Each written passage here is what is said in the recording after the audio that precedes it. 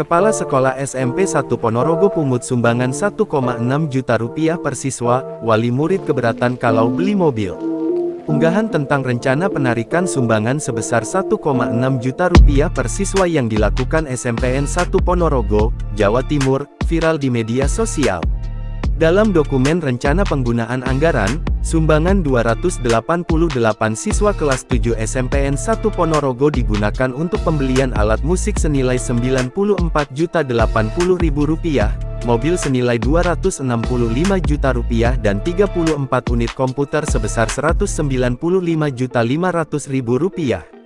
Namun Kepala Sekolah SMPN 1 Ponorogo, Imam Mujahid menganggap rencana pembelian mobil, komputer dan alat musik dari sumbangan orang tua sudah sesuai prosedur. Ia mengatakan keputusan tersebut sudah dirapatkan bersama orang tua dan komite sekolah.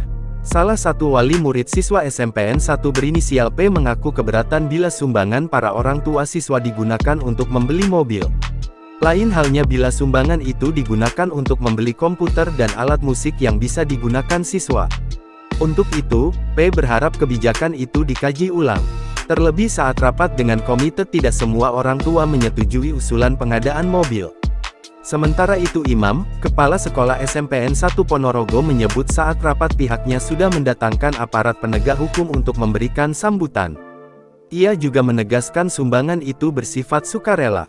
Untuk yang tak mampu akan diberikan keringanan, bahkan dibebaskan.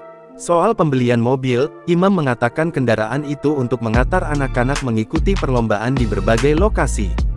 Ia berdalih, 2 mobil operasional yang lama sering mogok.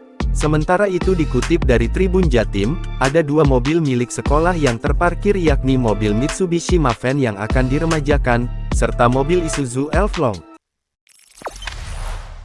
Jangan lupa subscribe, share, komen, dan like ya!